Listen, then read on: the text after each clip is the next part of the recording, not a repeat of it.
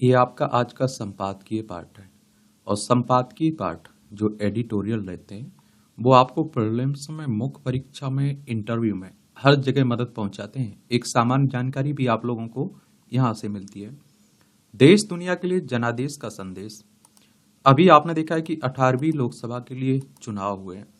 चलिए लोकसभा के बारे में और चुनाव आयोग के बारे में एक सामान्य जानकारी आप लोग नीचे जरूर लिखिएगा, और जो सवाल आप लोगों से पूछे जाते हैं उनके जवाब आप लोग जरूर दिया करिएगा।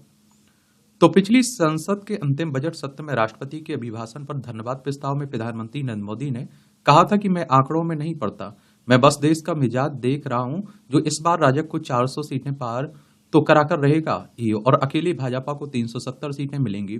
संसदीय बहस की गहमा गहमी में ऐसी गपोक्तियां चलती हैं। चुनावी रणनीति बनाते समय भी पार्टियां इस तरह के ऊंचे लक्ष्य लेकर चलती हैं, परंतु उन्हें चुनावी नारा नहीं बनाया जाता, अन्यथा उनके हासिल न होने पर जीत भी हार जैसी दिखने लगती है और पार्टी उपहास का पात्र बन सकती है। एक बात और आपको बता दूं, देखिए भारतीय जनता पार्टी ने 400 का नारा दिया और आप देखते हैं कि एग्जिट पोल लगभग उसी तरह के आए। और आप देखिए मीडिया में रात दिन चर्चा यही हो रही थी कि बीजेपी को 370 मिलेंगी, 400 मिलेंगी। और आप देखिए मीडिया भी आजकल आप देखते हैं कि बड़े अजीब आंकड़े इकट्ठे कर आप देखते हैं कि एग्जिट पोल बनाती है। शेयर मार्केट चौपट हो गया, आपने देखा होगा। और इसमें आप देखें, इस आम चुनाव में प्रधानमंत्री मोदी के नेतृत्व में और उनके नाम पर जनादेश लेने के मैदान में उतरी भाजपा के साथ यही हुआ। इतिहास में केवल दूसरी बार मिले लगातार तीसरे जनादेश को उनकी जीत की जगह हार के रूप में देखा जा रहा है। उनसे अपेक्षा की जा रही है कि वह पार्टी को पूर्ण बहुमत न दिला पाने की नैतिक जिम्मेदारी लेकर इस्तीफा दें, क्योंकि 240 सीटें मिली हैं और बहुमत के लिए 272 सीटें चाहिए। अंतर्राष्ट्रीय मीडिया में मोदी की अजयता की आभा टूटी है। मोदी नेतृत्व का अप्रत्याशित अस्वीकार और मोदी को अप्रत्याशित धक्का जैसे शीर्षक लगाए गए हैं। और वास्तविकता यह है कि प्रधानमंत्री मोदी के नेतृत्व वाला सत्तारूढ़ राष्ट्रीय जनतांत्रिक गठबंधन राजग यानी कि 21 सीटों के बहुमत से जीता है। भाजपा भी 240 सीटें जीतकर संसद में सबसे बड़ी पार्टी बनी है। और आप देखेंगे कि उसने दूसरे नंबर की पार्टी कांग्रेस ने 2.5 गुना सीटें जीती हैं। राजद को 45% वोट मिले हैं, जबकि विपक्षी गठबंधन को 42% वोट ले पाया है। और भाजपा को कांग्रेस से 15% अधिक वोट मिले हैं। वहीं आप देखते हैं कि यह काफी बड़ी बढ़त भी है। और इसलिए चुनाव नतीजों की तस्वीर साफ होते ही मोदी को लगातार तीसरा जनादेश हासिल करने पर विश्व भर के नेताओं ने बधाई संदेश भेजे हैं। अमेरिकी राष्ट्रपति जो बाइडेन ने फोन कर ऐतिहासिक जीत पर बधाई दी और भारत के साथ व्यापार एवं सामरिक साझेदारी की ओर प्रगाढ़ करने के संकल्प को रेखांकित किया है। और साथ ही मानव इतिहास के बेहतम लोकतांत्रिक वारम में भाग लेने के लिए भारत के लोगों की सराहना की है। और उनकी इस सराहना से भारत की चुनाव प्रक्रिया, संवैधानिक संस्थाओं और ईवीएम मशीनों पर भारत और बाहर से उठाए जाने वाले सवालों की आधारहीनता भी साबित हो जाती है। बाइडेन के अलावा रूसी राष्ट्रपति पुतिन और ब्रिटिश प्रधानमंत्री ऋषि सुनक समेत विश्व के कई नेताओं ने बधाई के लिए फोन भी किया। मोदी को चीन, जापान, दक्षिण कोरिया, जर्मनी, फ्रांस, इटली और ब्राजील समेत 100 से अधिक देशों के बधाई संदेश भी मिले हैं। जनादेश से लगता है कि लोग ऐसा सशक्त और जिम्मेदार विपक्ष चाहते थे जो सत्ता पक्ष को निरंकुश न होने दें और सरकार की योजनाओं में लोकहित को सुनिश्चित करें। मोदी के नेतृत्व में पिछले 10 साल से चली आ रही बहुमत की सरकार से कुछ लोगों को सबसे बड़ी शिकायत यह थी कि वह अपने बहुमत का प्रयोग आक्रामक शैली में करते हैं। अब जनता ने विपक्ष को और मजबूत बनाकर भेजा है। उम्मीद है कि मोदी और उनकी पार्टी बदली हुई परिस्थितियों को देखते हुए अपनी सरकार को गठबंधन धर्म से चलाएगी। यदि मोदी ऐसा करते हैं तो विपक्ष को भी अपने रवैये को बदलते हुए रचनात्मक भूमिका अदा करनी चाहिए। देश में इससे पहले भी लंबे समय तक आप देखिए गठबंधन सरकार रह चुकी है, और इसलिए भारतीय चुनाव पर नजर रखने वाले ऐसे मित्र देशों को भी आप देखते हैं कि मोदी सरकार को कम बहुमत मिलने और विपक्ष के मजबूत होने पर चिंता नहीं होगी, जो मोदी सरकार की आक्रामक नीतियों के कारण प्रतिरोधी स्वर को दबाए जाने और लोकतांत्रिक संस्थाओं को कमजोर करने की आशंका से असहज रहते थे। लेकिन वैश्विक समुदाय यह भी नहीं चाहेगा कि भारत की नई गठबंधन सरकार धरने प्रदर्शनों से उन्नत राजनीतिक अस्थिरता में उलझकर अपनी उन नीतियों पर ढीली पड़ जाए जो आर्थिक सुधार और जलवायु परिवर्तन की रोकथाम के लिए आवश्यक है। चुनाव प्रचार के दौरान हुई बयानबाजी से ऐसे संकेत मिले थे कि विपक्षी गठबंधन मोदी सरकार के बजट संयम, आर्थिक सुधार और जलवायु परिवर्तन की रोकथाम संबंधी नीतियों को पलटने का इरादा रखता है। और इसलिए परिणामों के प्रारंभिक रुझानों को देखते हुए भारत के शेयर और मुद्रा बाजारों में भूचाल जैसा आ गया था। और आप देखिए दुनिया इस समय दो बड़े सामरिक संकटों से जूझ रही है। गाजा में आप देखिए चल रही लड़ाई से हुए व्यापक विनाश के बाद भी युद्ध विराम समझौता नहीं हो पा रहा है। उधर रूस यूक्रेन के दूसरे सबसे बड़े शहर खार्किव पर कब्जे की तरफ बढ़ रहा है। चीन और अमेरिका के बीच भी व्यापारिक और सामरिक तनाव बन गया, जिसके कारण दुनिया फिर से दो खेमों में बटी नजर आ रही है। और एक खेमे में अमेरिका यूरोप उनके मित्र देश और दूसरे खेमे में रूस चीन और उनके मित्र देश हैं। इस विषम परिस्थिति में भारत की भूमिका बहुत महत्वपूर्ण हो जाती है। वह दोनों खेमों के बीच शांति और सुलह के एक पोल की भूमिका अदा कर सकता है और विश्व मंच पर अपना उचित स्थान हासिल कर सकता है। अब आप देखिए, ये यूक्रेन हो गया, ये रूस हो गया, यहाँ आपको इजराइल देखने को मिल जाएगा। ये भूमध्य सागर है, ये लाल सागर है। ये हमारा प्यारा भारत है, ये हमारा पड़ोसी चाइना आपको देखने को मिल जाएगा। चाइना से हमारे कितने राज्यों की सीमा लगती है, ये आप लोग बताइए नीचे। इस वर्ष अमेरिका समेत दुनिया के लगभग 75 देशों में हो रहे चुनाव की वजह से राजनीतिक अनिश्चितता का माहौल भी बना हुआ है। अमेरिका के राष्ट्रपति चुनाव में पूर्व राष्ट्रपति डोनाल्ड ट्रंप का रिपब्लिकन पार्टी उम्मीदवार के रूप में चुनाव लड़ना लगभग तय हो चुका है। कई संगीन मामलों के अभियुक्त होने और एक में दोषी ठहराए जाने के बावजूद वह लोकप्रियता में राष्ट्रपति बाइडेन से आगे चल रहे हैं। उनकी जीत अमेरिका समेत पूरे विश्व के राजनीतिक, सामरिक और आर्थिक समीकरणों पर असर डाल सकती है और उनके आने पर भारत को अपनी चीन संबंधी सामरिक नीति पर फिर से विचार करना पड़ सकता है। लेखक बीबीसी हिंदी के पूर्व संपादक हैं, इनका नाम है शिवकांत शर्मा। इनके द्वारा यह आर्टिकल लिखा गया है। आपके क्या विचार रहते हैं, आपकी क्या राय रहती है, आप लोग जरूर बताया करिएगा इस तरह के टॉपिक पर।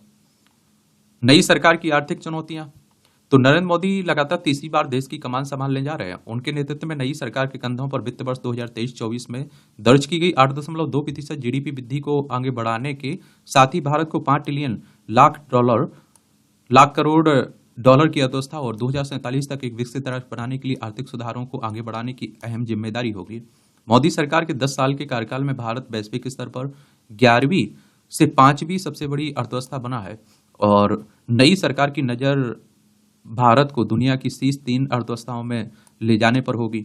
आर्थिक मोर्चे पर तत्कालीन चुनौती महंगाई और बेरोजगारी है और तीव्र आर्थिक विकास के बावजूद ग्रामीण और शहरी क्षेत्रों में बेरोजगारी एक गंभीर समस्या बनी हुई है। भारत में 94% कर्मचारी असंगठित क्षेत्र में कार्यरत हैं। देश का 35% उत्पादन इसी में होता है। कई वर्षों से असंगठित क्षेत्र का दायरा सिकुड़ रहा है। आर्टिफिशियल इंटेलिजेंस यानी कि एआई का आगमन सेवा क्षेत्र के रोजगारों के लिए एक बड़ी चुनौती है। भारत की जीडीपी में 50% से अधिक का योगदान इसी क्षेत्र का है। बेरोजगारी एवं महंगाई केवल राजनीतिक विषय नहीं है। अगर बेरोजगारी रहेगी और आय नहीं बढ़ेगी तो लोगों की क्रय शक्ति प्रभावित होगी। उपभोग और निवेश का स्तर भी इससे जुड़ा हुआ है। इसलिए सबसे पहले बेरोजगारी दूर करने पर ध्यान देना होगा। आज देश के 85% स्टार्टअप फेल हो रहे हैं। इसके लिए स्टार्टअप इंडिया योजना को और अधिक महत्व देना होगा और अग्निवीर योजना पर पुनर्विचार की जरूरत के साथ ही सरकारी भर्तियों में तेजी लानी होगी। असंगठित क्षेत्र को हाशिए पर धकेलने वाली नीतियों में भी बड़े पैमाने पर बदलाव की जरूरत है। आज भारत में प्रति व्यक्ति आय $2601 है और आप देखिए 197 देशों में प्रति व्यक्ति आय के मामलों में भारत 142वें स्थान पर है और मुद्रास्फीति भी देश में एक महत्वपूर्ण मुद्दा बनी हुई है और पिछले कुछ समय से रसोई का बजट अनियंत्रित और असंतुलित हुआ है। देखिए औसत निकाली जाती है प्रति व्यक्ति आय सभी को एक समान देखकर, वरना आप देखिए किसी की तो 500 रुपये नहीं है डेली की। आप सोचिए 200 रुपये भी नहीं मिलता है किसी को, बेरोजगार बैठा हुआ है। एक शब्द जीडीपी की बात हो रही और मैं कह रहा हूं आप लोगों से कि आप लोग इकोनॉमी की, अर्थशास्त्र की कक्षा 6वीं से लेकर 12वीं तक की किताबें जरूर पढ़िएगा आप लोग। जीडीपी का मतलब होता है सकल घरेलू उत्पाद। यह किसी देश के भीतर एक समयावधि के दौरान उत्पादित सभी अंतिम वस्तुओं और सेवाओं के कुल मौद्रिक मूल्य का प्रतिनिधित्व करता है। जीडीपी आर्थिक गतिविधि का सबसे अधिक इस्तेमाल किया जाने वाला उपाय है। आम लोगों पर खासकर कक्षा 11वीं और 12वीं की इकोनॉमी को जरूर पढ़ा करिएगा किताबों को। आम लोगों पर महंगाई की मार के दूरगामी असर होते हैं और याद रहे कि महंगा भोजन आबादी के स्वास्थ्य के लिए खतरा होता है। इसे देखते हुए आज हमें जीडीपी से ज्यादा मानव विकास पर फोकस करना चाहिए और जिसमें शिक्षा स्वास्थ्य सबसे ऊपर है। आज देश में सामने बड़ी चुनौतियों में अच्छी शिक्षा, कौशल विकास और बेहतर स्वास्थ्य सेवा प्रमुख है। स्कूली शिक्षा की गुणवत्ता बहुत अच्छी नहीं है और आप देखिए पूरा चुनाव निपट गया। आपने कहीं ना सुना होगा कि स्वास्थ्य पर बात हो रही है, शिक्षा पर बात हो रही हो। स्कूली शिक्षा की गुणवत्ता बहुत अच्छी नहीं है दूसरी ओर उच्च शिक्षा केवल कुछ संस्थान ही उन्नत अनुसंधान में शामिल हैं और महंगी भी है हमारे देश में बहुत शिक्षा। भारत में शुरू से शिक्षा पर तुलनात्मक रूप से सार्वजनिक व्यय कम रहा है। वहीं प्रमुख अर्थव्यवस्थाओं की तुलना में भारत का शोध एवं विकास व्यय जीडीपी अनुपात में मात्र 0.7% है। यह 1.8% के विश्व औसत से भी कम, बहुत कम है। यदि सरकार के विभिन्न प्रयासों के बावजूद आज भी अगर देश के 80 करोड़ लोगों को मुफ्त अनाज देना पड़ रहा है तो निश्चित ही यह संख्या अकुशल है। यानी कि कोई खुशी की बात नहीं है। 80 करोड़ लोगों को मुफ्त अनाज की जरूरत आखिर क्यों पड़ रही है? स्किल इंडिया योजना कई कारणों से अपेक्षित सफलता नहीं पा सकी है, जिसका मुख्य कारण प्रशिक्षण से संबंधित बुनियादी ढांचे की कमी और निजी क्षेत्र की सीमित भागीदारी है। याद रहे कि एक कुशल और शिक्षित श्रम बल ही देश को उच्च विकास दर की ओर ले जाता है। और कुशल एवं शिक्षा ऐसा क्षेत्र है जहां निवेश के कई प्रभाव होते हैं। जहां कार्यबल अधिक कुशल बनेगा तब आर्थिक विकास की गति को बल मिलेगा, सामाजिक बुराइयां कम होंगी और महिलाएं भी सुरक्षित होंगी। परिणाम स्वरूप देश का तेजी से आप देखते हैं कि विकास होगा। भारत चालू खाते के घाटे से भी लगातार जूझता रहा है, जिसका अर्थ है कि देश का आयात इसके निर्यात से अधिक है। पांचवी सबसे बड़ी अर्थव्यवस्था होने के बावजूद भारत की वैश्विक निर्यात में मुश्किल 1.6% हिस्सेदारी है। मेक इन इंडिया अभियान का यह प्राथमिक उद्देश्य 2022 तक भारतीय जीडीपी में विनिर्माण क्षेत्र की हिस्सेदारी 25% तक बढ़ाना था। हालांकि पिछले 9 वर्षों में यह स्तर 14 से 16% के बीच अटका है। अर्थव्यवस्था के बढ़ते आकार के बीच भारत के लिए आर्थिक असमानता को पाटने की भी चुनौती है, बड़ी चुनौती। देश में केवल अरबपतियों की संख्या बढ़ने से कम काम नहीं बनेगा। वैश्विक अर्थव्यवस्था में भले ही भारत की स्थिति 5वीं हो गई हो, मगर विकास का हिस्सा है बहुतों तक अभी पहुंच नहीं रहा है। और खाद्य सुरक्षा प्राप्त करने, आय बढ़ाने और रोजगार के अवसर पैदा करने के लिए ग्रामीण क्षेत्रों में विकास कृषि आधारित औद्योगिकरण द्वारा संचालित होना चाहिए। और सरकार के निवेश प्रोत्साहन पर निजी क्षेत्र की प्रतिक्रिया अपर्याप्त रही। फिर भी इंफ्रास्ट्रक्चर एवं सामाजिक कल्याण से जुड़ी योजनाओं पर सरकारी खर्च जारी रहना चाहिए। नई सरकार को बॉन्ड बाजार और बीमा बाजार और पेंशन बाजार पर भी विकास करना चाहिए, और जो अवसंरचना के लिए दीर्घकालिक वित्त और वृद्ध जनों के लिए सामाजिक सुरक्षा प्रदान कर सकते हैं। जीएसटी को भी सुसंगत बनाने की जरूरत है। सरकार अगर चाहे तो कर राजस्व बढ़ाने के लिए कॉर्पोरेट कर, संपत्ति कर जैसे कर बढ़ा सकती है। साथ ही पर्यावरण संरक्षण नीतियों का सख्ती से क्रियान्वयन भी जरूरी है। अर्थव्यवस्था पर बढ़ते कर्ज का कारगर समाधान भी निकालना होगा। निजी निवेश में सुधार अर्थव्यवस्था में तरक्की का सबसे अहम कारक होगा और अगली सरकार को इस पर खास जोर देना चाहिए। हाल ही में आरबीआई ने केंद्र सरकार को 2.11 लाख करोड़ रुपए के लाभांश डिविडेंड भुगतान करने का ऐलान किया है। सरकार को इस धन को शिक्षा, रोजगार निर्माण में लगाना चाहिए और किसी भी रेवड़ी वाली योजना से दूर रहना चाहिए। लेखक जेएनयू के अटल स्कूल ऑफ मैनेजमेंट में प्रोफेसर हैं। इनका नाम है डॉक्टर ब्रजेश कुमार तिवारी के द्वारा लिखा गया है। और आरबीआई की बात करें तो हमारी केंद्रीय बैंक है, रिजर्व बैंक ऑफ इंडिया की बात हो रही है। बैंकों का बैंक भी कहते हैं। राष्ट्रीय बैंक है। 1 अप्रैल 1935 में स्थापना हुई थी। मुंबई महाराष्ट्र में हेडक्वार्टर्स का देखने को मिल जाएगा। परख, ये बड़ा अच्छा कॉलम लिखा जाता है। परीक्षण शक्ति को परख कहते हैं। संसार में अच्छे बुरे की पहचान इसी से होती है, और अतः किसी के प्रति आकर्षण या फिर विकर्षण का कारण यही है। यह मानव की आंतरिक शक्ति है जो प्रयास सभी में नहीं होती है, और जिसमें यह क्षमता होती है उसे विशिष्ट बना देती है। फिर सभी कार्य जांच परख कर किए जाते हैं, कभी पश्चाताप नहीं होता है। और इसलिए यदि जीवन की दिशा की निर्धारणा संगति से होती है तो संगति की परख से, और इसके बिना बच्चे ही नहीं बड़े भी कुसंग में सब कुछ बर्बाद कर लेते हैं। और जिनमें यह शक्ति होती है उनमें सत्संग के कारण अवगुणों का आगमन नहीं होता है। मन, वाणी एवं कर्म पवित्र रहते हैं। सामाजिक प्रवंचना का शिकार नहीं होना पड़ता है। अतः जीवन की सफलता पारखी शक्ति पर निर्भर है। यह भी इसका प्रारंभ परिवार से होता है। वास्तव में इसकी प्राप्ति गुरु के सानिध्य में होती है, क्योंकि शिष्य में पारखी शक्ति का विकास करना गुरु का प्रथम कर्तव्य है। और परख का क्षेत्र अत्यंत व्यापक है। जीवन का कोई ऐसा क्षेत्र नहीं है जहाँ इसकी आवश्यकता ना हो। जीवन में पूर्ण सफलता के लिए परख केवल बाह्य जगत ही नहीं, अपनी भी होनी चाहिए।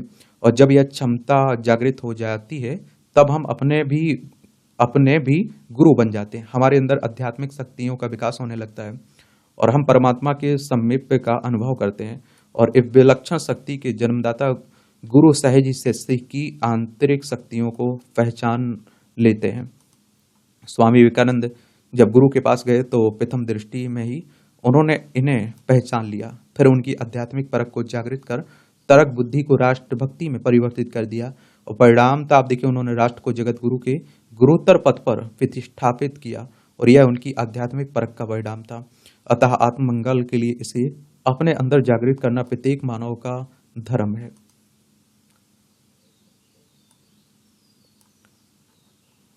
अच्छे से पढ़ा करिएगा। राज्य प्रायोजित हिंसा ये बंगाल को लेकर यह आशंका सही साबित होना चिंताजनक भी है कि राष्ट्रीय शर्म का विषय भी वहां चुनाव बाद हिंसा हो सकती है। ये आप देखिए कि वहां हर चुनाव के बाद आप देखते हैं हिंसा होती है। बंगाल में राजनीतिक हिंसा का सिलसिला चुनाव के पहले ही कायम हो गया था। राज्य में हिंसा की अनेक घटनाएं चुनाव के दौरान भी देखने को मिली और अब चुनाव समाप्त हो जाने के बाद भी देखने को मिल रही है। तृणमूल कांग्रेस समर्थक विरोधी दलों, विशेष रूप से भाजपा नेताओं और कार्यकर्ताओं को निशाना बना रहे हैं। ऐसा तब हो रहा है जब चुनाव आयोग के निर्देश पर बंगाल में केंद्रीय सुरक्षा बलों की तैनाती 19 जून तक बढ़ा दी गई है। ऐसा चुनाव बाद हिंसा की प्रबल आशंका को देखते हुए किया गया था। यह आश्चर्यजनक है कि बंगाल में केंद्रीय सुरक्षा बलों की 400 कंपनियां तैनात हैं और फिर भी वहां हिंसा हो रही है। इसका सीधा अर्थ है कि यह हिंसा तृणमूल कांग्रेस नेताओं के इशारे पर हो रही है। हैरानी नहीं कि अराजक तत्वों को बंगाल पुलिस का मौन समर्थन हासिल है। इसके आसार इसलिए हैं क्योंकि राज्य में विधानसभा चुनाव के दौरान भी बड़े पैमाने पर जो हिंसा हुई थी वह बंगाल पुलिस के मूक दर्शक बने रहने के कारण हुई थी और इसी के चलते तमाम भाजपा कार्यकर्ता उसके समर्थकों की हत्या की गई थी। तब हिंसा का दौर इतना भयानक था कि कुछ महिलाओं से दुष्कर्म तक किया गया था। उस समय आतंक का ऐसा माहौल बनाया गया था कि कई लोगों को अपना घर बार छोड़कर पड़ोसी राज्य असम में शरण लेनी पड़ी थी। 2021 में विधानसभा चुनाव के बाद हुई हिंसा का संज्ञान लेते हुए कलकत्ता उच्च न्यायालय ने सीबीआई को हिंसक घटनाओं की जांच करने को कहा था। इस जांच के दौरान तृणमूल कांग्रेस के अनेक नेताओं को गिरफ्तार किया गया था, लेकिन ऐसा लगता है कि यह कार्रवाई भी तृणमूल कांग्रेस के अराजक तत्वों के दुस्साहस का दमन नहीं कर सकी। और इसका प्रमाण आप देखिए 2023 में पंचायत चुनाव के दौरान हुई भीषण हिंसा से मिला, जिसमें 40 से अधिक लोगों की जान गई थी। इस लोकसभा चुनाव में भी हिंसा के चलते कई लोगों की जान जा चुकी है। यह ठीक है कि चुनाव बाद हिंसा पर कलकत्ता उच्च न्यायालय ने नाराजगी व्यक्त करते हुए यहां तक कहा कि यदि राज्य सरकार हिंसा पर लगाम नहीं लगा सकती तो केंद्रीय सुरक्षा बलों को बंगाल में 5 साल तक तैनात करने का आदेश देना पड़ सकता है। उच्च न्यायालय की इस कठोर टिप्पणी के बाद भी ममता सरकार की सेहत पर शायद ही कोई असर पड़े, क्योंकि वह सारा दोष विरोधी दलों पर मढ़ देती है। वास्तव में जब तक बंगाल में हिंसा के लिए ममता सरकार को सीधे तौर पर जिम्मेदार नहीं ठहराया जाएगा तब तक राज्य की हालत सुधरने वाले नहीं है। और देखिए सीबीआई की बात करें तो सेंट्रल ब्यूरो ऑफ इन्वेस्टिगेशन की बात हो रही है। नई दिल्ली में इसका हेडक्वार्टर देखने को मिलेगा, ये भी याद रखिएगा। इसकी स्थापना कब हुई थी? 1 अप्रैल 1963 में। जीवन के पक्ष तो सफल जीवन के लिए सकारात्मक सोच आवश्यक है और कई बार जीवन में विपरीत परिस्थितियां भी आती हैं। इससे व्यक्ति में नकारात्मक विचार भी आते हैं, लेकिन भावावेश में आकर किसी तरह का घातक कदम कतई नहीं उठाना चाहिए। सहमित एवं सहनशील व्यक्ति दृढ़ता से चुनौतियों का सामना करते हैं और नकारात्मक विचारों को हावी नहीं होने देते हैं। आज के प्रतियोगी युग में लोगों की आवश्यकताएं बड़ी हैं, इसके लिए लोग आय के साधन बढ़ाने के प्रयास करते हैं और कई बार गलत लोगों के चंगुल में फंस जाते हैं। जब व्यक्ति को धोखे का पता चलता है तो वह तनाव में आ जाता है। ऐसी परिस्थितियों में वह जीवन ही नष्ट करने की ठान लेता है। ऐसा ही मामला हिमाचल प्रदेश के मंडी जिले में सामने आया है।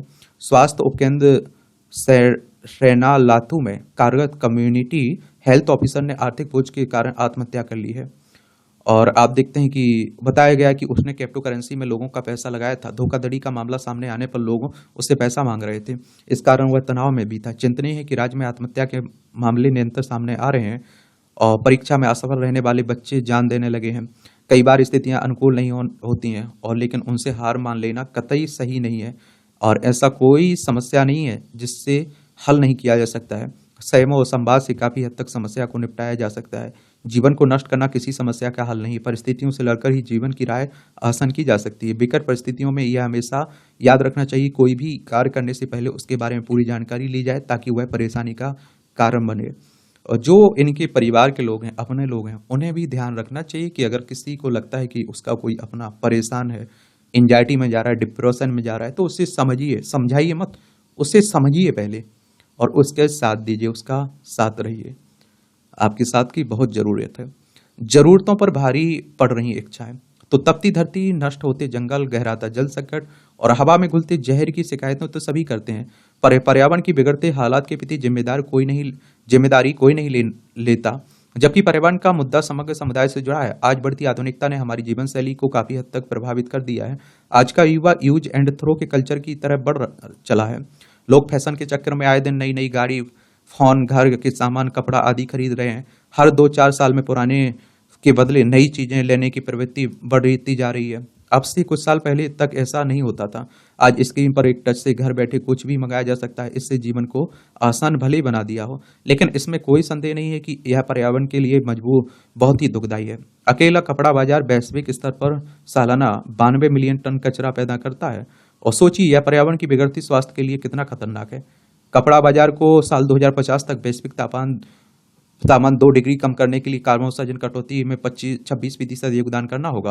अब समय आ गया है कि जब धरती पर उपलब्ध संसाधनों का संयमित उपयोग और सही जीवन शैली को अपनाया जाए, क्योंकि पर्यावरण की आबो हवा जहरीली बनाने में हमारी जीवनचर्या भी जिम्मेदार है। दिखावे की बढ़ती संस्कृति ने हमारे स्वास्थ्य को बुरी तरह प्रभावित कर दिया है। आज हमारी जरूरतों पर इच्छाएं भारी भारी पड़ रही हैं। शहरों ही नहीं, गांव में भी आप देखिए गैर जरूरी सुविधाओं को जुटाना आम चला है। आधुनिक जीवन शैली से जुड़ी ऐसी तमाम चीजें हैं जो धरती पर बोझ बढ़ाने का काम कर रही हैं। और हमारी सनातन संस्कृति में पेड़ पौधों से लेकर नदियों पहाड़ों तक को पूजने की परंपरा रही है, लेकिन पश्चिमी संस्कृति के मोह जाल में हम अपनी पुरातन परंपरा को भूलते जा रहे हैं। सुख सुविधाएं जुटाना हुआ इंसान यह भूल कर रहा है कि पर्यावरण का संरक्षण खुद उसके अस्तित्व को बचाने के लिए भी जरूरी है। धरती का अंधाधुंध दोहन हमारे जीवन के लिए भी संकट बन गया है। और देश में वायु प्रदूषण से हर 1 मिनट में 2 लोगों की जान जा रही है। वायु प्रदूषण के कारण भारत में 15% बच्चे समय से पहले पैदा हो रहे हैं। और जिस भारतीय संस्कृति में रिसाइकिल ना हो सकने वाली किसी चीज के प्रयोग का प्राविधान नहीं था, वहां आज यूज एंड थ्रो कल्चर तेजी से बढ़ रहा है। और बढ़ते कचरे के पहाड़ इसके सबूत हैं। यूज एंड थ्रो की संस्कृति ने प्लास्टिक की खपत भी बढ़ा दी है। यदि हमने इस कल्चर को नहीं छोड़ा तो आने वाले समय में विश्व पॉलीथीन कचरे का ढेर बन जाएगा। लेखिका स्वतंत्र टिप्पणीकार है, अच्छा कॉलम लिखा जाता है। और ये आंकड़े आप लोग बता सकते हैं कि वायु प्रदूषण से इतना नुकसान हो रहा है, चिंताएं हैं, इनका समाधान ऐसा हो सकता है। यहाँ भी आप लोगों को कुछ कॉलम देखने को मिलेंगे, ये भी देख सकते हैं, टिप्पणियां रहती हैं। इसकी पीडीएफ एजुकेशन सर्कल प्लेटफॉर्म है ना टेलीग्राम पर, वहां मिल जाएगी आपको। सुधार की राह पर आगे बढ़ी सरकार। जल्दी नई सरकार के गठन के लिए शपथ ग्रहण कार्यक्रम आयोजित किया जाएगा। और नरेंद्र मोदी लगातार तीसरी बार प्रधानमंत्री पद की शपथ लेंगे। और यह सही है कि नई आकार ले रही गठबंधन सरकार के गठन के साथ कुछ अनिश्चितताएं भी जुड़ी होती हैं, लेकिन ऐसा नहीं है कि यह पहली बार हो रहा हो। पूर्व में गठबंधन सरकारों के दौरान भी विकास की गाड़ी आगे बढ़ती रही है। और ऐसे में नई सरकार से भी उम्मीद है कि वह आर्थिक सुधारों की राह पर आगे बढ़ते हुए उसके प्रतिफल समान रूप से वितरित कर विषमता दूर करने की दिशा में काम करेगी। अब देखिए गठबंधन की राजनीति की बात हो रही है और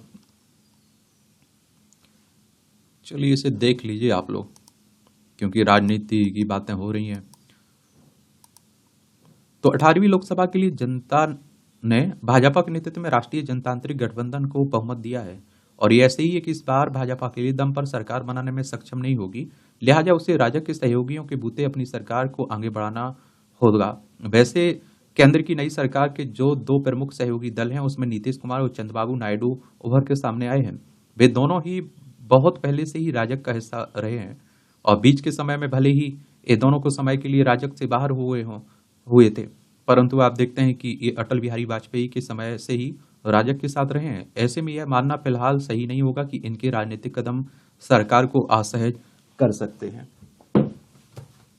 हालांकि यह भी ध्यान रखना होगा कि मामूली बहुमत पर संतुलन बनाने वाली सरकार को समझौते पर बातचीत करने की जटिल चुनौतियों का सामना करना पड़ता है और कानून पारित करने के लिए उन्हें कई रियायतें देनी पड़ सकती हैं, जिसके अधिक उदार और समावेशी नीतियां बन सके। हालांकि इसका मतलब यह भी नहीं है कि साहसिक सुधारों की संभावना कम है। ऐसे में नई सरकार को मतदाताओं के कम बहुमत के माध्यम से दिए गए संदेश पर ध्यान देना चाहिए, जो परिवर्तन की आवश्यकता का संकेत देता है। और आर्थिक असमानता, स्वास्थ्य सेवाओं तक सबकी आसान पहुंच और भ्रष्टाचार जैसी सार्वजनिक चिंताओं की ओर ध्यान देने के लिए चुनाव परिणामों के सावधानीपूर्वक विश्लेषण और नागरिक भागीदारी में वृद्धि की आवश्यकता है। और संवेदनशील मुद्दों पर ध्यान केंद्रित करने और अधिक पारदर्शिता सहित नीतिगत समायोजन उत्तरदायी शासन के लिए आवश्यक है। प्रभावी संचार नीतियों और पहलों को पारदर्शी रूप से संप्रेषित करना सार्वजनिक समझ और समर्थन को बढ़ावा देता है। ये मजबूत विपक्ष का प्रभाव, विपक्ष का मजबूत होना जरूरी भी रहता है। एक लचीला लोकतंत्र सरकार और विपक्षी लोक ताकतों के बीच परस्पर क्रिया से पनपता है, जो शासन के परिदृश्य को आकार देता है। एक मजबूत विपक्ष न केवल निर्णय लेने की गतिशीलता को प्रभावित करता है, बल्कि लोकतांत्रिक प्रक्रिया को भी सशक्त बनाता है। सरकारी कार्रवाइयों को गहन जांच और कठोर बहस के अधीन करके एक मजबूत विपक्ष बड़ी हुई आप देखते हैं कि जवाबदेही को बढ़ावा देता है, पारदर्शिता सुनिश्चित करता है और जनता के लिए नीतिगत निर्णयों को उचित ठहराता है। इसके अलावा एक सशक्त विपक्ष की उपस्थिति नीतिगत चर्चाओं को गहराई और कठोरता के साथ प्रेरित भी करती है, और जिसके परिणाम स्वरूप अधिक परिष्कृत कानून और शासन प्रथाएं सामने आती हैं। सत्ता की गलियारे से परे एक जीवंत विपक्ष शासन में नागरिक भागीदारी को और सार्वजनिक भागीदारी को बढ़ाने के लिए उत्प्रेरक के रूप में कार्य करता है। और इस गतिशील राजनीतिक परिदृश्य में कम बहुमत और मजबूत विपक्ष वाली सरकार द्वारा प्रदान किए गए नियंत्रण और संतुलन से नागरिकों को लाभ होता है। और इसके अलावा मजबूत विपक्ष द्वारा उत्पन्न पारदर्शिता और जवाबदेही यह सुनिश्चित करती है कि सरकारी कार्यवाहियां सार्वजनिक हित के साथ निकटता से जुड़ी हो, और जिससे अंततः सभी नागरिकों के लिए जीवन की गुणवत्ता में वृद्धि हो। और इस चुनौतीपूर्ण परिदृश्य से निपटने में नई सरकार को समावेशी शासन के लिए ऐसा भी हो सकता है कि कई स्तरों पर समझौता करना पड़े। साहसिक सुधारों पर सीमाओं के बावजूद वृद्धिशील परिवर्तन और आर्थिक स्थिरता बेहतर तैयार की गई नीतियों और बढ़ी हुई पारदर्शिता का मार्ग प्रशस्त कर सकती है, और जिससे अंततः नागरिकों को लाभ होगा। ये आर्थिक विकास तो अपने बजट और तत्कालिक प्राथमिकताओं को तैयार करने में सरकार को स्वास्थ्य, शिक्षा और लैंगिक समानता जैसे उच्च गुणक क्षेत्रों में निवेश को प्राथमिकता देनी चाहिए। और इन क्षेत्रों में महत्वपूर्ण संसाधनों का आवंटन न केवल सामाजिक कल्याण को बढ़ाता है, बल्कि मानव पूंजी और उत्पादकता में सुधार करके दीर्घकालिक आर्थिक लाभ भी देती है। और स्वास्थ्य देखभाल के लिए पर्याप्त धन सभी नागरिकों के लिए सुलभ और गुणवत्तापूर्ण चिकित्सा सेवाएं सुनिश्चित करता है, और जिससे समुदाय स्वस्थ होते हैं और लंबे समय में आप देखिए स्वास्थ्य देखभाल भी की लागत भी कम हो जाती है। सरकार को आर्थिक गतिविधियों को प्रोत्साहित करने के लिए बुनियादी ढांचे में निवेश का अपना रास्ता जारी रखना चाहिए। बुनियादी ढांचे का विकास न केवल रोजगार पैदा करता है, बल्कि परिवहन नेटवर्क, ऊर्जा प्रणालियों और संचार बुनियादी ढांचे में सुधार करके आर्थिक विकास की नींव भी रखता है। और किसानों के लिए एक सार्वभौमिक बुनियादी आय की शुरुआत आवश्यक वित्तीय सुरक्षा प्रदान कर सकती है और कमजोर आबादी के बीच गरीबों को कम कर सकती है। यह लक्षित समर्थन न केवल तत्कालिक सामाजिक आर्थिक चुनौतियों का समाधान करता है, बल्कि समाज के भीतर सामाजिक समानता और समावेशिता को भी बढ़ावा देता है। और अंततः आप देखते हैं कि नई सरकार की सफलता आम सहमति की शक्ति का उपयोग करने, पिछली गलतियों से सबक लेने और एक समृद्ध भविष्य के लिए एक आधार तैयार करते हुए देश के लोगों की तत्काल आवश्यकताओं को पूरा करने वाली दिशा तय करने की क्षमता पर निर्भर करेगी। और आगे का रास्ता चुनौतीपूर्ण है, लेकिन सावधानीपूर्वक अधिक संतुलित और न्याय संगत शासन की ओर आगे बढ़ने से जनता के बीच सरकार की लोकप्रियता को एक बार फिर से मजबूती से स्थापित किया जा सकता है। राजग को लगातार तीसरी बार बहुमत। देखिए, यानी कि राजग यानी एनडीए, इसके जो सहयोगी दल है ना बीजेपी, उन्हें मिलाकर एनडीए का गठन होता है। लोकसभा चुनाव में परिणाम ने एक बार फिर सिद्ध कर दिया कि मतदाता के मन को समझना इतना आसान नहीं है, और आखिर मतदाता इस जनादेश के माध्यम से संदेश क्या देना चाहता है। एग्जिट पोल आप देखिए सभी गलत साबित हो गए। लोकसभा चुनाव परिणाम से यह तो स्पष्ट हो गया कि मतदाता ने राजग को तीसरी बार सरकार चलाने का अवसर दे दिया है, और ऐसा नहीं है कि परिणाम के बाद किसी बाहरी दल के सहयोग की आवश्यकता हो।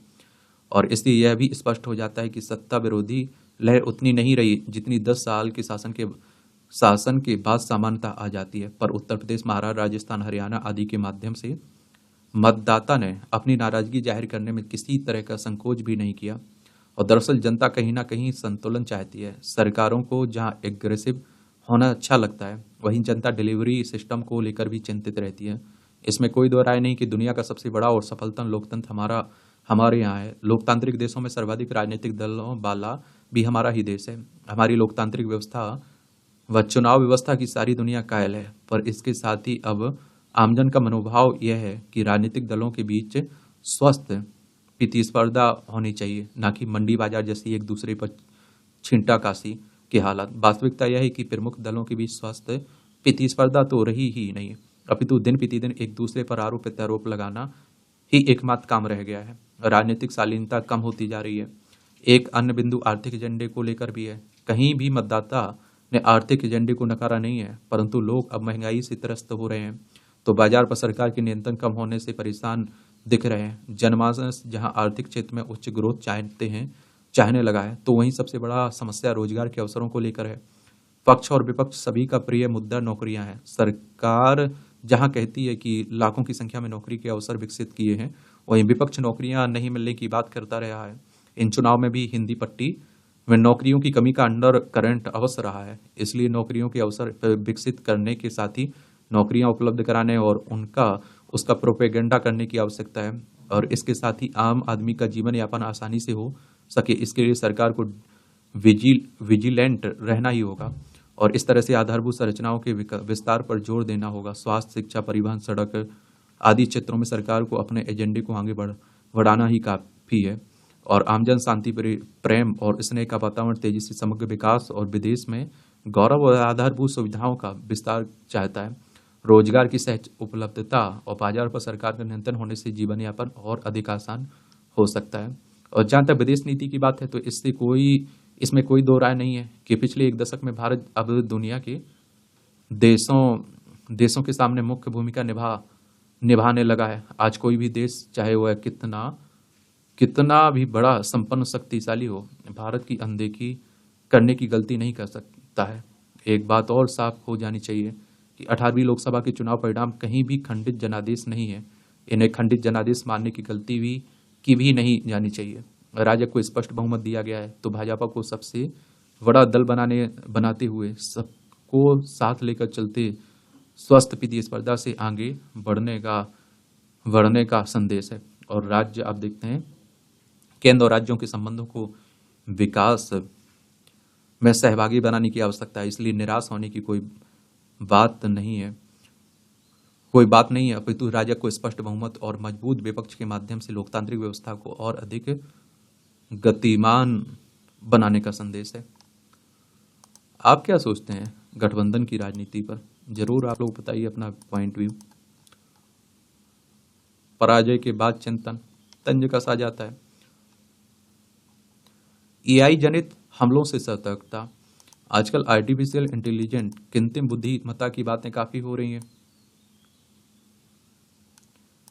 इंटरनेट का कोई भी दायरा आर्टिफिशियल इंटेलिजेंस की पहुंच से अब दूर नहीं रहा है, और इसका एक असर यह भी हुआ है कि आर्टिफिशियल इंटेलिजेंस के आने से प्रोफेशनल हैकर और शौकिया हैकर के बीच दायरा भी सिमट गया है। और ताजा मामला फिशिंग ईमेल से जुड़ा है। और आप देखिए, वस्तुतः फिशिंग एक प्रकार का कंप्यूटरीकृत हमला है, जिसका उपयोग अक्सर यूजर्स का डाटा चुराने के लिए किया जाता है। और आप देखिए, इसमें लॉग इन क्रेडेंशियल और क्रेडिट व डेबिट कार्ड नंबर आदि शामिल है। यह तब होता है जब आप देखिए एक साइबर अपराधी या हैकर आप देखेंगे एक विश्वसनीय संस्था का रूप धारण किए हुए संबंधित मैनिपुलेटेड लिंक को किसी व्यक्ति के ईमेल, व्हाट्सएप संदेश या फिर टेक्स्ट संदेश को खोलने के लिए उकसाता है। और आप देखिए, जैसे ही वह व्यक्ति ऐसा करता है, उसकी गोपनीय जानकारी या फिर रकम उस साइबर अपराधी या फिर हैकर तक पहुंच जाती है। अमेरिका स्थित email security company abnormal security का कहना है कि उन्होंने अपने ग्राहकों की ईमेल में जनरेटिव एआई प्लेटफॉर्मों से निर्मित फिशिंग ईमेल देखे हैं। ये मैसेज बहुत ही कुशलता से बनाए गए हैं और एकदम असली लगते हैं, और जिसमें आप देखते हैं जिससे पहली नज़र में उनके बारे में पता लगाना कठिन होता है। कोई जब ऐसे ईमेल देखता है तो उसे कहीं से भी ऐसा नहीं लगता कि यह एक फिशिंग हमला हो सकता है। और फिशिंग ईमेल्स की पहचान के लिए लोगों को लंबे समय से चिताया जाता रहा है, और सबसे पहले ईमेल की भाषा देखनी चाहिए। अक्सर यह तरीका काम भी करता था, कॉर्पोरेट प्रशिक्षण कार्यक्रमों के तहत कर्मचारियों को यह चेतावनी भी दी जाती थी कि वे फिशिंग ईमेल्स की पहचान के लिए बरतनी की गलतियों और अन्य त्रुटियों की खोज करने के लिए सतर्क रहें, जो ऐसे लोगों के लिए सामान्य होती हैं जिनकी अंग्रेजी संचार की पहली भाषा नहीं है, या फिर जो लोग कम पढ़े लिखे होते हैं। लेकिन अब जनरेटिव एआई टूल्स, और जिनमें ओपन एआई का लोकप्रिय चैट जीपीटी भी शामिल है, ऐसे ईमेल में बरतनी की गलतियां और अन्य त्रुटियों को पलक झपकते ही ठीक कर सकते हैं। और इससे शौकिया हैकर्स के हाथों में भी एआई अब एक प्रभावी खतरा बन गया है। इंटरनेट मीडिया के अधिक उपयोग और अपने निजता की परवाह नहीं करने के कारण लोग अपनी बहुत सी जानकारी इंटरनेट पर साझा करते रहते हैं। ऐसे में जिन लोगों को फिशिंग ईमेल्स किया जा रहा है, जनरेटिव एआई टूल्स की मदद से उनके सार्वजनिक रूप से उपलब्ध डाटा का विश्लेषण करते हुए कुछ ही सेकंड में व्यक्तिगत ईमेल बनाया जा सकता है। यह एक बड़े खतरे की आहट है। आपको अचानक एक ऐसा ईमेल दिखेगा जो आपकी पत्नी या किसी करीबी दोस्त की ओर से आप देखते हैं कि ओर से आ रहा है, और उसके लिखने की शैली, बातचीत के मुद्दे सब कुछ असली जैसे लगेंगे, पर वे असली होंगे नहीं। वे यह जानते हैं कि आपका सबसे अच्छा दोस्त कौन है और वह आपको कैसे मेल लिखता है। ऐसा इसलिए हो रहा है क्योंकि बड़े भाषा मॉडल्स जैसे चैट जीपीटी और गूगल का वर्ड मानव की तरह भाषा को समझते नहीं है, लेकिन वाक्य संरचना, साहित्यिक शैली और स्लैंग कैसे काम करते हैं इसका विश्लेषण कर सकते हैं। और बड़े भाषा मॉडल प्राकृतिक भाषा प्रसंस्करण कंप्यूटर प्रोग्राम होते हैं जो कृत्रिम न्यूरल नेटवर्क का उपयोग करके एआई द्वारा निर्मित टेक्स्ट बनाने में सहायक होते हैं। ये टेक्स्ट इंटरनेट मीडिया, समाचार साइटों, इंटरनेट फोरम्स और अन्य स्रोतों से एकत्रित किए जा सकते हैं। फिर इस टेक्स्ट सामग्री को हैकर्स अपने हिसाब से अनुकूलित कर सकते हैं, और जिसमें लेखन शैली की नकल भी शामिल है। एआई को विश्वसनीय डीप फेक, जिसमें वीडियो और आवाज की नकल शामिल है, तैयार करने के लिए प्रयोग किया जा रहा है, जो फेक न्यूज को फैलाने में एक बड़ा कारक है। लेकिन ईमेल, आवाज और वीडियो को शामिल करने वाले ऐसे हाइब्रिड हमले अब एक करीबी वास्तविकता है। इसमें आप देखिए सबसे बड़ा खतरा साइबर सुरक्षा और राष्ट्रीय सुरक्षा का है, क्योंकि एआई ऐसे हाइब्रिड हमलों को और ज्यादा मारक बना सकता है। ऐसी भी आशंका है कि हम आज जहां तक सोच भी नहीं सके हैं, वहां वह ऐसे हमलों के बारे में सोच सकता है। शतरंज जैसे खेलों में एआई ने पहले ही सिद्ध कर दिया कि वे इंसानों को परास्त कर सकते हैं। और ऐसा भी हो सकता है कि देश में ऐसे साइबर हमले किए जा सकते हैं जिनका सामना करने के लिए हमारी सरकार या तंत्र तैयार ही ना हो। इसलिए हमें एक ऐसे रक्षात्मक एआई सिस्टम की आवश्यकता है जिससे एआई जनित साइबर हमलों का सामना किया जा सकता है। तो देखिए, एक सिक्के के दो पहलू होते हैं। तो एआई, आर्टिफिशियल इंटेलिजेंस, कृत्रिम बुद्धिमत्ता के उपयोग भी देखे जा रहे हैं और इसके दुरुपयोग भी देखे जा रहे हैं, चिंताएं भी जताई जा रही हैं। तो इस तरह से आप देखेंगे, ये संपादकीय पार्ट है आपका दैनिक जागरण का। एक आर्टिकल मुझे जनसत्ता का बड़ा अच्छा लगता है और मैं आप लोगों से भी कहता हूं इसे भी देखा करिएगा। जलवायु अनुरूप नगरों की जरूरत।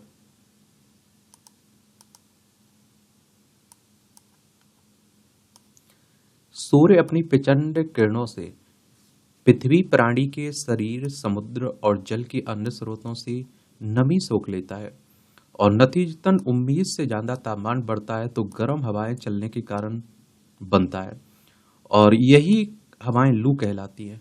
अब यही हवाएं देश के 50 से ज्यादा शहरों को ऊष्मा द्वीप, हीट आइलैंड में बदल रही हैं। राजस्थान, गुजरात, पंजाब, हरियाणा, उत्तर प्रदेश, हिमाचल प्रदेश, मध्य प्रदेश में पारा 43 से 47 डिग्री के बीच बना हुआ है। राजस्थान के बाड़मेर में दिन का तापमान 48 डिग्री और कश्मीर में गर्म हवाओं के चलते तापमान 34 डिग्री तक पहुंच गया है। और आमतौर से गर्म हवाएं 3 से 8 दिन चलती हैं, और आप देखते हैं कि 1-2 दिन में बारिश हो जाने से 3-4 दिन राहत रहती थी। लेकिन इस बार गर्म हवाएं चलने की निरंतरता बनी हुई है, और इस कारण कई शहर ऊष्मा द्वीप में बदल गए हैं और रहने लायक नहीं बचे हैं। और इसके प्रमुख कारणों में शहरीकरण का बढ़ना और हरियाली का क्षेत्र घटना माना जा रहा है। और आप देखिए, सामान्य स्थिति में द्वीपकार समुद्री या फिर नदी घाटियों में पानी से घिरे उस ऊंचे स्थल से लिया जाता है जिसके चारों ओर जल भरा होता है। लेकिन अब ऊष्मा द्वीप उन शहरी इलाकों को कहा जाने लगा जो ज्यादा तापमान से झुलस रहे हैं, और ज्यादातर ऊष्मा द्वीप घनी आबादी वाले शहरों, क्षेत्रों में आमद दर्ज करा रहे हैं। ऐसे इलाकों में बाहरी क्षेत्रों की तुलना में अधिक तापमान का सामना करना पड़ता है और ऊंची इमारतें, सीसी की सड़कें, पैदल पथ और अन्य बुनियादी ढांचागत विकास इसके लिए दोषी है। हरियाली कम होने के कारण उच्च तापमान वाले क्षेत्र ऊष्मा द्वीप में परिवर्तित हो जाते हैं। इन द्वीपों में दिन का तापमान लगभग 1 से 7 डिग्री और रात का तापमान लगभग 2 से 5 डिग्री तक बढ़ जाता है। तापमान बढ़ने के जो कारण है वो आपको नोट करके अपने पास रखना है। CSE ने देश में अलग अलग जलवायु वाले 9 शहरों के अध्ययन में पाया कि जयपुर जैसे शहरों में ज्यादा तापमान वाले दिनों में शहर का 99.52% हिस्सा गर्म हवाओं के केंद्र में आकर ऊष्माद्वीप बन जाता है। और सतत आवास कार्यक्रम सस्टेनेबल हैबिटेट प्रोग्राम के निदेशक रजनीश सरीन का कहना है कि हीट सेंटर उस क्षेत्र को कहते हैं जहां जमीनी सतह का तापमान 6 साल या उससे अधिक समय में बार बार मैदानी इलाकों में 45 डिग्री से ऊपर दर्ज किया जा रहा है। महानगरों में हरियाली और जल संरचनाओं का क्षेत्र कम होने से हीट सेंटर का विस्तार हो रहा है और शहरों में हरियाली और नमी बनाए रखने वाले तालाब, नदी, झीलों का अस्तित्व सिमटता जा रहा है और यह जल भराव गर्मी से बचाव करता था। इसके सिमटने से शहरों में और शहरों के आसपास बंजर भूमि और ईंट, सीमेंट, कंक्रीट के जंगल बढ़ते जा रहे हैं जो गर्मी बढ़ाने का काम कर रहे हैं। और CSE ने नागपुर, अहमदाबाद, चेन्नई, पुणे, जयपुर, दिल्ली, हैदराबाद, कोलकाता, भुवनेश्वर में यह सर्वेक्षण किया है। लेकिन जिन शहरों में इस नजरिए से सर्वे नहीं हो पाया वे भी ऐसे ही हालात के शिकार हो सकते हैं। मानव निर्मित प्रदूषण से जुड़ी इस आपदा के कारणों में आधुनिक विकास और बढ़ता शहरीकरण है और आप देखते हैं कि इन्हीं कारणों से हवाएं आवारा होकर लू का रूप लेने लगी हैं। और आप देखेंगे सुनामी जैसे तूफान इन्हीं आवारा हवाओं के दुष्परिणाम है। और अमेरिका, आप देखते हैं कि अमेरिका के national oceanic and atmospheric administration की रिपोर्ट के अनुसार भारत ही नहीं दक्षिण एशिया के कई देश गर्म हवाओं से जूझ रहे हैं और इन देशों में आप देखते हैं कि गर्म हवाएं चलने की आशंका 45 गुना बढ़ गई है। इन देशों में भारत, पाकिस्तान, बांग्लादेश और म्यांमार शामिल हैं। वियतनाम में तो हालात इतने बदतर हो गए हैं कि गर्मी की वजह से कई तालाब पूरी तरह सूख गए हैं, लाखों टन मछलियां मर गई हैं। पश्चिम एशिया के देश सीरिया, इजराइल, फिलिस्तीन, जॉर्डन और लेबनान में गर्म हवाएं 5 गुना बढ़ सकती हैं, माफ करिए। और एशिया में घातक गर्म हवाएं लगातार चलने का यह तीसरा वर्ष है और इसकी एक वजह अल नीनो भी मानी जा रही है। प्रशांत महासागर से आने वाली गर्म हवाओं की वजह से दुनिया में गर्म हवाएं चल रही हैं और हर एक जुबान पर प्रचंड धूप और गर्मी जैसे बोल आम फयम हो गए हैं। हालांकि लू और प्रचंड गर्मी के बीच भी एक अंतर होता है। गर्मी के मौसम में ऐसे क्षेत्र जहां तापमान औसत तापमान से कहीं ज्यादा हो और 5 दिन तक यही स्थिति यथावत बनी रहे तो इसे लू कहने लगते हैं। मौसम की इस असहनीय विलक्षण दशा में नमी भी समाहित हो जाती है और यही सर्द गर्म थपेड़े लू की पीड़ा और रोग का कारण बन जाते हैं। किसी भी क्षेत्र का औसत तापमान किसी मौसम में कितना होगा इसकी गणना एवं मूल्यांकन पिछले 30 साल के आंकड़ों के आधार पर की जाती है। और वायुमंडल में गर्म हवाएं आमतौर से क्षेत्र विशेष में अधिक दबाव की वजह से उत्पन्न होती हैं। वैसे तेज गर्मी और लू पर्यावरण और बारिश के लिए अच्छी होती हैं। अच्छा मानसून आप देखते हैं इन्हीं आवारा हवाओं का पर्याय माना जाता है क्योंकि तपिश और बारिश में गहरा अंतर संबंध है। और जिस तरह से बेमौसम बरसात ने दुबई शहर को बाढ़ में बदल दिया और उसने आधुनिकतम शहरी विकास के मॉडल को नकार दिया, यही हालात मुंबई, चेन्नई, बेंगलोर में देखने में आ रहे हैं। अतएव हमें जलवायु परिवर्तन के अनुकूल शहरों का निर्माण करना होगा। हवाओं के गर्म या आवारा हो जाने का प्रमुख कारण ऋतु चक्र का उलटफेर और भूतापीकरण, ग्लोबल वार्मिंग का औसत से ज्यादा बढ़ना है। और इसलिए वैज्ञानिक दावा कर रहे हैं कि इस बायोपिलर धरती से नहीं आकाशीय गर्मी से आएगी। और आकाश को हम निरीह और खोखला मानते हैं किंतु वास्तव में यह खोखला है ही नहीं। भारतीय दर्शन में इसे 5वां तत्व यूं ही नहीं माना जाता है। सच्चाई है यदि परमात्मा ने आकाश तत्व की उत्पत्ति नहीं की होती तो संभवतः आज हमारा अस्तित्व ही नहीं होता और हम श्वास भी नहीं ले पाते। पृथ्वी, जल, अग्नि, वायु से ये चारों तत्व आकाश से ऊर्जा लेकर ही क्रियाशील रहते हैं। ये सभी तत्व परस्पर परावलंबी हैं, और यानी किसी एक तत्व का वजूद क्षीण होगा तो अन्य को भी छीजने की इस अवस्था से गुजरना होगा। और प्रत्येक प्राणी के शरीर में आंतरिक स्फूर्ति और आप देखते हैं कि प्रसन्नता की अद्भुत अनुभूति आकाश तत्व से ही संभव होती है। और आप देखिए, इसलिए इसे ब्रह्म तत्व भी कहा जाता है। अतएव प्रकृति के संरक्षण के लिए सुख के भौतिकवादी उपकरणों से मुक्ति की जरूरत है। जलवायु परिवर्तन के कारण प्राकृतिक आपदाओं की आवृत्ति भी बढ़ रही है, और जलीय स्रोतों पर दोहन का दबाव बढ़ता जा रहा है। और ऐसी विपरीत परिस्थितियों में प्रकृति से उत्पन्न कठिन हालातों के साथ जीवन यापन की आदत डालनी होगी, तथा पर्यावरण संरक्षण पर गंभीरता से ध्यान भी देना होगा। और अभी हम लोग अगर नहीं जागे तो बड़ा पछतावा होगा। इसमें भी दोहराई नहीं होनी चाहिए, क्योंकि जिस हिसाब से पर्यावरण को नुकसान पहुंच रहा है, तापमान बढ़ रहा है, बेमौसम आप देख रहे हैं कि बरसात हो जा रही है, बाढ़ आ जा रही है, तो ये सब चिंता के कारण तो हैं। तो इस तरह से आप देखेंगे आज के संपादकीय पाठ की एक कहानी खत्म होती है। आप लोग पढ़ते रहिए, एंजॉय करते रहिए। आपका कोई सवाल हो, मेरे लिए सुझाव हो, तो आप लोग जरूर बता सकते हैं। धन्यवाद।